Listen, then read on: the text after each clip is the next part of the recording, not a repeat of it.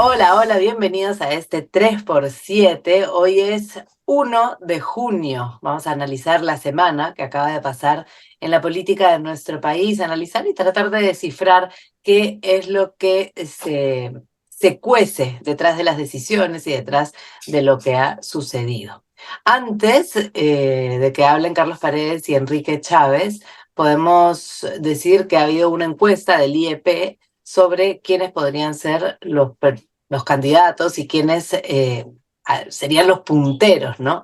Increíble que la puntera sea Keiko y más increíble todavía que sea con 3.3. Podemos comenzar con ese análisis. Enrique, Carlos, buen día. Sí, a propósito de toda la discusión electoral ahora que vamos a tocar y de la controversia con el Jurado Nacional de Elecciones pidiendo al Congreso que reconsidere la ley esta que le corta las uñas a los movimientos regionales, Keiko tiene 3.3% en esta encuesta que ha sido muy poco comentada, en esta parte de la encuesta, ¿no? Es la misma encuesta que decía que Dina tiene 5% y que el 77% dice que hay adelanto de elecciones. El Fujimorismo suma 4.6, ¿ya? ¿Pero por qué? Por el 3.3% de Keiko, el 0.7% de su viejo, ¿no? Que dicen, oye, Alberto puede ser candidato. ¿Qué va a ser candidato? Pues va a tener 87 años, pues ya no se pasen. Y un 0.6% adicional que te dice, yo votaría por el Fujimorismo. Eso te suma el 4.6%. ¿Quién le sigue? El cuco de Antauro Humala, que está tocando las puertas, ¿no?, de la destrucción del sistema, 1.5%. Y Antauro ya es bien conocidito, ¿no? O sea, ya está recontra recorrido. Y así, Pedro Castillo 1.5, Vizcarra 1.4. Es decir, lo que a mí me sorprende de esta encuesta es que el 60% dice que no sabe por quién va a votar si las elecciones fueran mañana. Y el 20% dice que por ninguno. Eso corresponde al 77% más o menos que te dice que quiere adelanto de elecciones. Es decir, adelantemos elecciones, pero no tenemos idea por quién vamos a votar. Ese es el momento electoral del Perú y es sorprendente. Ya, pero también es verdad que con las últimas elecciones, los candidatos que pasaron a segunda vuelta tenían menos de 20%. En este caso, bueno, podrían tener menos de 10%, pero igual pasar a la segunda vuelta. Estamos viendo que Y no, finalmente o alguien. sea, eso constitucionalmente va a ocurrir. A lo que voy es que sí tiene lógica el hecho de que los demócratas digan, oye, démosle un tiempo de madurez a esta tierra baldía, ¿no? A este tema exterminado y a ver si se van, como dices tú, se cuecen, ¿no? Algunas alianzas, algunos frentes, si los sectores democráticos del país presentan propuestas que vayan siendo articuladas y que, digamos, sean una suerte de mitigación contra esta atomización. Claro, El desde el vaso otro, medio desde la lleno. otra esquina, este gobierno es una porquería, es peor que el de Castillo, etcétera, etcétera, sáquenla de una vez y vamos a elecciones, volvamos a tirar los dados en medio de esta cancha, insisto. Entonces ahí son como elementos a considerar. Digo, No, pero es interesante porque, claro, viendo el vaso medio lleno, entonces lo que tendría que haber es a ver si además se dignan los candidatos, los grupos, los que tienen ideas de sacar adelante el país, a ponerse de acuerdo, a crear consensos y no ser solamente fuerzas pequeñitas que podrían hacer un 3% más por ahí en el caso de que no lleguen a ningún acuerdo. Carlos, ¿cómo ves tú esta encuesta del IEP, que en realidad ha tenido un universo de 1.300 personas, un poquito menos, pero que, bueno, finalmente da luces, ¿no?, de lo que podría estar pasando? Sí, es la encuesta mensual que hace el Instituto de Estudios Peruanos y que se publica normalmente en el diario La República cada domingo, eh, tercer o cuarto domingo del mes, ¿no? Lo que dice Enrique, no se ha mirado esta otra parte de las preguntas que se hicieron, que además se hacen por teléfono, es una muestra nacional de más de 1.200 y pico personas. Y acá queda claro que la solución para este gravísimo problema de ingobernabilidad y de crisis política no es convocar elecciones, porque la cosa queda clarísima. Si miramos la elección del 2021, tuvimos 24 partidos que participaron, 23 candidatos presidenciales, ¿no? Eso no sucede ni en Haití ni en los países del África subsahariana que dicen son los más pobres y miserables del mundo, ¿no? Imagínate, lo que dice Valerie, pasaron a la segunda vuelta, Pedro Castillo, que fue la sorpresa, con 18 y piquito por ciento de los votos válidamente emitidos, ¿ah? O sea, si Ah, no contamos blancos y viciados, todavía es mucho menos, ¿no? son 13, 15%, sí. Keiko tuvo mucho menos, a la justa rozó el 10, 12% y fueron a Ujú. la segunda vuelta. Hoy tenemos ya 27 partidos expeditos para participar en la elección nacional y hay varios en cola. Los expertos dicen que pueden llegar, si la elección es el 2026, cosa que todavía no sabemos, pueden llegar a 40 partidos y todos quieren ser candidatos presidenciales, con un agravante de que en estos últimos meses el Congreso ha hecho una serie de reformas al sistema electoral que no es otra cosa que de desandar lo que se había avanzado en los años anteriores, con Vizcarra como presidente, con la comisión de alto nivel que presidió Fernando Tuestas, que también terminó en un referéndum y se hizo cambios estructurales. Por ejemplo, vamos a tener ya Senado de la República, después de 30 Ujú, años, ¿no? ujú. 130 diputados, 60 senadores. ¿Qué más se ha derogado? Se ha derogado esta ley de paridad y alternancia, por ejemplo, ¿no? Que se supone iba a ser la solución para que las mujeres tengan mayor presencia en la política activa. Bueno, en la última elección del 2022, de 25 gobernadores solo eligieron a una mujer. En segunda vuelta, en Moquegua, además porque venía patrocinada por Vizcarra, ¿no? Hoy hay dos gobernadoras porque a uno de ellos lo han vacado o lo han metido preso y ha entrado la segunda que por esta ley era necesariamente una mujer. Entonces, hay cosas de la realidad que no podemos solucionarlo con medidas precipitadas o con leyes, ¿no? Queda claro que Ujú. necesitamos los peruanos, primero, un poquito de madurez, hacer las reformas mínimas, pero sin trampa del sistema electoral para hacerlo más predecible, menos engorroso. Y segundo, los electores también tenemos que madurar porque somos corresponsables de la elección de nuestras autoridades. Y claro, elegimos al Congreso y a los 2 meses decimos, ese Congreso no me representa. ¿Sí? ¿Y quién eligió a los congresistas? ¿Ah, cayeron del cielo? O sea, también hay una cuota grande de irresponsabilidad de los electores. Queda clarísimo que mucha gente decide su voto en la fila para entrar al colegio o a la urna donde tienen que emitirlo. Es parte estructural, creo yo, del problema, ¿no? No, y definitivamente el tema de, bueno, paridad de alternancia que han mencionado se demostró que era una buena manera de conseguir que las mujeres también participen, porque si no es que no hay, no salen elegidas.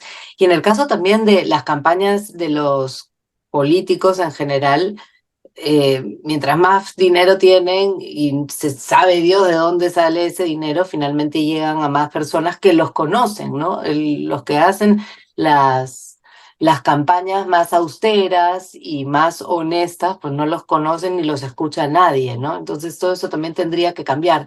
Pero lo cierto es que no va a cambiar de inmediato, no va a suceder esto para las próximas elecciones.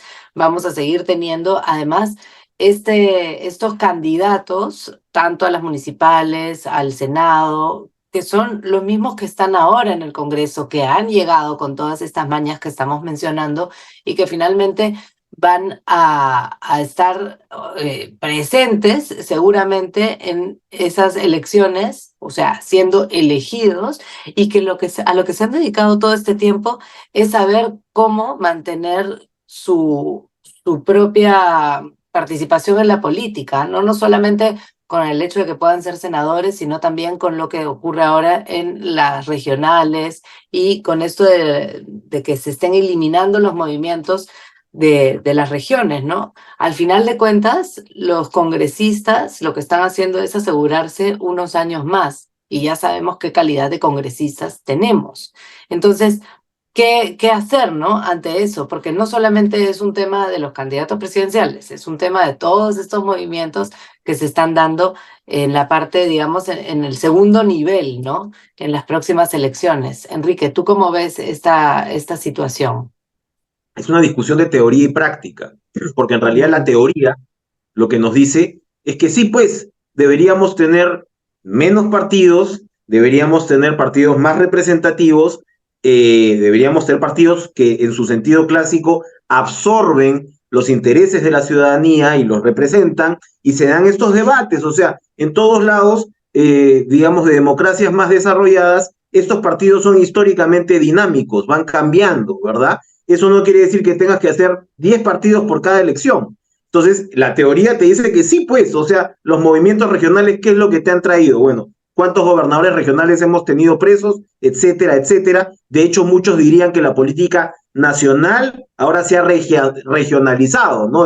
Esa tendencia regional que tú tenías detrás. Entonces, claro, santificar a los movimientos regionales es completamente, digamos, equivocado. Como tú dices, ahora probablemente la lectura es que se hace a partir de la conveniencia del actual Congreso. Yo creo que el actual Congreso no se va a quedar, no se va a perpetuar. O sea, ahorita estamos sobre el caballo diciendo ellos están construyendo esta dictadura sobre la cual se van a quedar. La gente los va a sacar. O sea, un Congreso que tiene 3% de popularidad, 4% de popularidad, eso no se va a quedar. Entonces yo Pero no se va a entiendo... quedar en el Congreso, se va a quedar en movimientos municipales, en regiones, están Evidentemente reacomodándose. Vamos a ver si tienen los eligen, ¿no? Ok, pero está bien lo que dice Carlos, o sea, quien los elige es el electorado y allá habrá que ver las tasas de reelección. Mira, a Joaquín Ramírez pues lo eligieron alcalde de Cajamarca, Más ojo, ¿no? Pero Y a no correcto, lo ver, eligieron 3 veces en por un Ayacucho. movimiento regional. Entonces también pero, hay un tema que sí me parece importante, que es promover o revertir, mejor dicho, la atomización. Eso es fundamental. Y ajá. por el otro lado, aunque suene cliché, un tema de pedagogía ciudadana.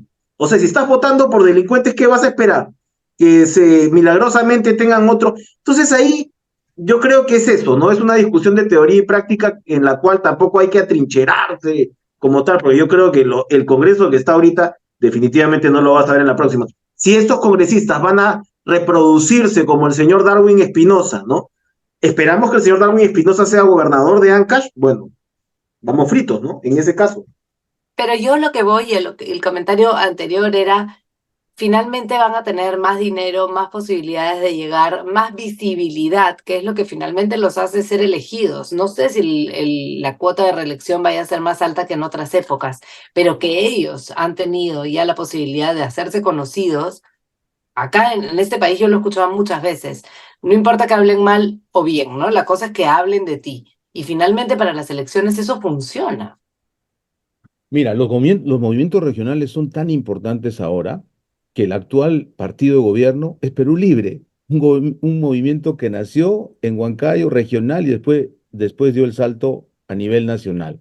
Ujú, Alianza para el Progreso del señor César Acuña es el partido que tiene la mayor cantidad de municipalidades distritales, provinciales y de gobiernos regionales hoy en este momento, después de la elección del 2022, ¿no?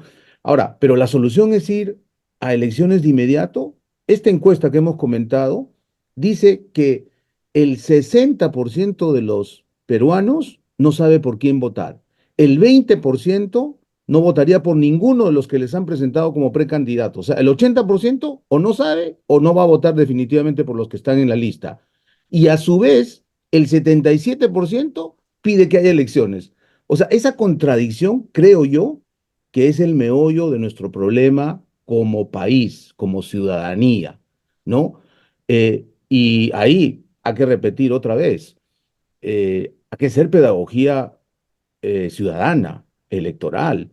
La gente que reelija 2 veces, o sea, elija 3 veces a Oscorima, que ha estado preso, que ha estado denunciado, que elija 2 veces a Cerrón en Junín, que saqueó las arcas de esa región, que vuelva a elegir a candidatos venales, nos dice mucho de nuestra cultura cívica y de nuestro amor propio, ¿no? Yo creo que el problema ujú. empieza con nosotros, los electores. No, el tema es cómo se educa a estas alturas, porque ya sabemos cuál es el problema, pero cómo llegamos realmente los peruanos, que sí, yo creo que además tenemos que ser la mayoría los que queremos que esto funcione, salga adelante, a reeducarnos, ¿no? Y a saber que esto es una trampa constante, ¿no? Que está repitiéndose y que solamente terminamos teniendo pésimos gobernantes y pésimos administradores del Estado. En fin, tanto así que ha sido acusada constitucionalmente Dina Boluarte. Esta vez es Villena el que ha presentado la acusación, se le denuncia. ¿Qué significa esto? ¿Cómo lo lo procesamos? Porque en principio podría ser esto sencillamente un saludo a la bandera. Yo creo que va a ser un saludo a la bandera. Digamos, desde que Patricia Benavides presenta esta primera denuncia constitucional contra un presidente en ejercicio que fue un misil en la línea de flotación por el caso Tarata, por el caso Petroperú, por el caso Ministerio de Vivienda, es decir, donde tenías grandes coimas que involucraban al jefe de Estado, hasta la presentación de este tema de los Rolex, hay un buen trecho que pasa además por la denuncia constitucional que ya Benavides había presentado por los muertos en las protestas, que eso sí, estamos hablando de palabras mayores, ¿verdad? No ha pasado Sí. nada en esta denuncia, y no ha pasado nada porque el artículo 117 de la Constitución es bastante claro, y en realidad se queda dando vueltas en estas denuncias constitucionales son, en todo caso, un acicate para llegar a la vacancia por incapacidad moral.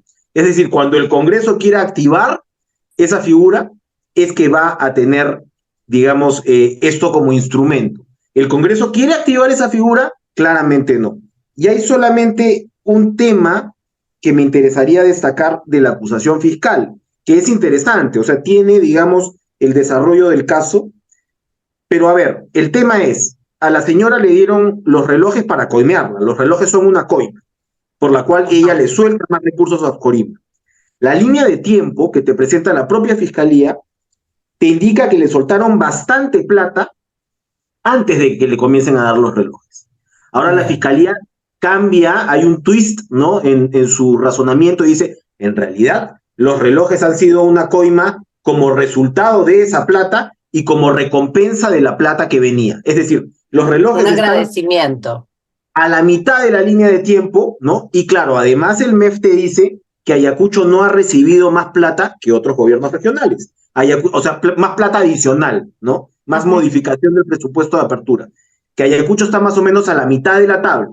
Entonces, a lo que voy es que es bien interesante porque los relojes están ahí, el regalo, el préstamo, la donación está ahí y es escandalosa, pero al mismo tiempo el Ejecutivo seguramente va a tener estos argumentos también para construir una defensa.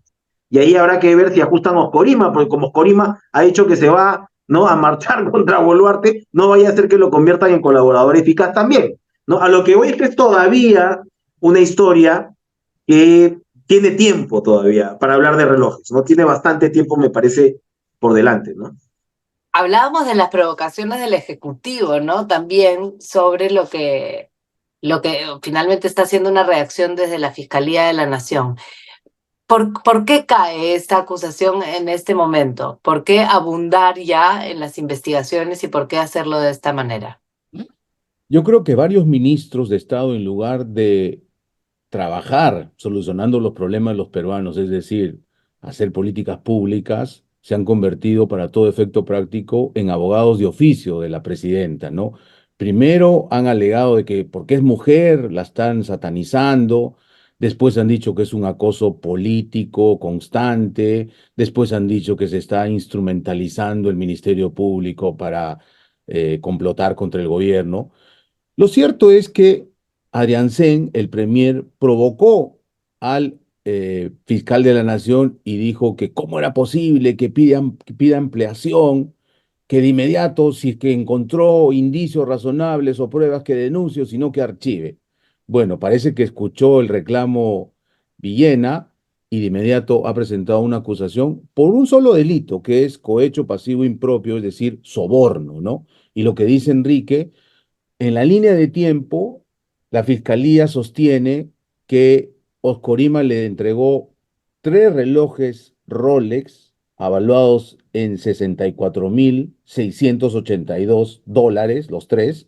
Le regaló además aretes, unos aretes de oro, ¿no? Con brillantes de $5,000 y cachito, y además una pulsera de casi $10,000, 9,900. En total, $80,000 de coima. ¿Se supone para qué?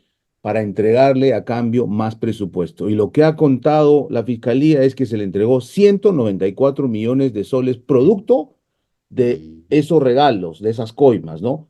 Es decir, posterior a la Impulsados por entrega. esos regalos. Pero Oscorima, como ha dicho Enrique, él cree que a su región le tienen que transferir 1.000 millones de soles, no 194, ¿no? Y por eso ha amenazado que si no le hacen la transferencia a tiempo, él mismo va a encabezar una marcha en contra del gobierno de Dina Boluarte. Entonces aquí se puede dar ambas cosas, que su Suwaiki fue el preferido porque, como ella lo ha recordado, Dina Boluarte fue uno de los pocos gobernadores que la apoyó cuando habían las protestas de inicio de su mandato, ¿no?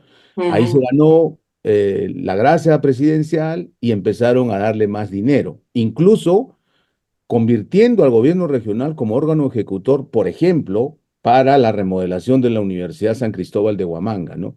Ahora, ¿va a tener futuro esta denuncia? Como dice Enrique, lo más probable es que no, hay fuegos artificiales. Y eso es lo que a mí me preocupa. ¿Cómo se está instrumentalizando la justicia para el juego político? ¿No? La Totalmente. fiscalía cumpliendo el timing o respondiendo al golpe del Ejecutivo, el golpe respondiendo el Ejecutivo respondiendo a la fiscalía. Y entonces, como nunca, y esto es grave para la democracia y para el estado de ingobernabilidad en el que estamos, es que ya la justicia está muy politizada y la política pasa por la cañería del Ministerio Público para cualquier cosa, ¿no? Y eso sí Bueno, es peligrosísimo, ¿no? claro, y además, bueno, ayer estábamos viendo además cómo dentro de esta desesperación de que la presidenta tiene la lupa encima, pasó esto con la prensa, ¿no? Que cuando hubo el simulacro de sismo en el país, la prensa terminó dentro de una oficina, entonces no pudieron salir, dijeron que estuvieron encerrados durante un rato y horas después la presidenta finalmente habló con la prensa y dijo, bueno, nosotros respetamos la libertad de expresión y fue lo único que dijo y se fue corriendo también, ¿no? Pero claro, todos están con las lupas encima y esto es una guerra además abierta.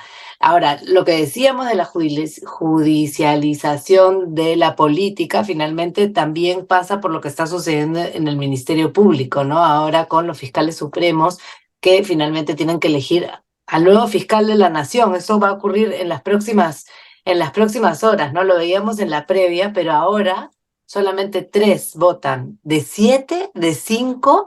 Finalmente, ¿por qué es que era tan conveniente que Pablo Sánchez no vote para esto que sucederá en los próximos días? Entiendo. Es un despropósito lo que se ha hecho con Sánchez, independientemente de que sea el personaje que despierta pasiones a uno y a otro lado. No puede sancionar a un funcionario por recibir una dieta. Está completamente establecido en la jurisprudencia que una dieta no es una doble remuneración del Estado. Ya sabemos que cualquiera que esté en el Estado no puede recibir dos sueldos. En su caso, le dicen son tres, pero claro, el otro es por la docencia universitaria, que eso no tiene ningún problema. Una dieta es un pago puntual que se le da a un funcionario, estamos hablando en algunos casos de 200, en otros casos de 500, en otros casos de 1.000 soles, como me parece que es esta situación, y no tiene ni pies ni cabeza jurídicamente, legalmente, el argumento por el cual se ha suspendido a Pablo Sánchez. Ujú. Bueno, pero se ha suspendido Cuando porque Juan hay... Abona, seguramente sí, se está dando esto para quizás manipular la elección del fiscal de la nación, sacar a Ajá, alguien, entonces a uno del camino. solamente quedan 3 votantes al final de cuentas y entre ellos tienen que elegirse también, ¿no es cierto? Zoraida Ábalos, Villena y, Delia y Espinosa. Delia, ¿no? Sí. Y Delia son los únicos que quedan. A mí lo que me sorprende otra vez es el timing y la aparente coordinación que hay, ¿no? Porque por un lado, Ajá. convocan a la Junta de Fiscales Supremos, que como dice son 4, se supone para elegir ya al nuevo titular, porque Villena está en calidad de interino. Ya habían adelantado Pablo Sánchez y Zoraida Ábalos, que fueron ya fiscales de la Nación, que no les interesaba la reelección, quedaban dos candidatos, Villena y Delia Espinosa. Y claro, ahí la pregunta era, Pablo Sánchez en este momento está siendo investigado por el fiscal de la Nación interino, por cosas graves, ¿no? Por lo que ha declarado Villanueva, por haber interrumpido una diligencia en IDL Reporteros, violando la ley orgánica del Ministerio Público y también el Código Penal. Eso que es mucho más grave, no analiza la Junta Nacional de Justicia. y como dice Enrique, lo sancionan por una dieta, cobrar como parte de la Academia Nacional de la Magistratura, que en jurisprudencia concordada y además en casos anteriores queda claro que no es una remuneración, no es como dice una Ujú, dieta, lo cobran los ujú. regidores, lo cobran los miembros del directorio. Hay varios ministros hoy que además de recibir su sueldo como ministro, son parte del directorio, por ejemplo, de FONAFE, y reciben una dieta cada vez que se reúnen, Claro. ¿no? Entonces, lo que a mí me sorprende, y en verdad no me sorprende, simplemente es una más de todo lo que estamos pasando, es el nivel de coordinación entre ciertos fiscales y la Junta Nacional de Justicia para suspender a Pablo Sánchez, y todo indica que la nueva fiscal de la Nación podría ser Delia Espinosa, que además está investigando a Patricia Benavides. Entonces, otra vez, poquísima institucionalidad y como hemos dicho en este podcast más de una vez, Ministerio Público necesita una fumigación, pero profunda, ¿no? Una bombita atómica, propongo yo. Y con eso también nosotros nos vamos, nos hacemos humo porque se acabó el tiempo y la próxima semana hablamos de más cosas en nuestra deliciosa política nacional. Que tengan buena Nos semana. vemos el Chao. próximo sábado, cuídense. Chao.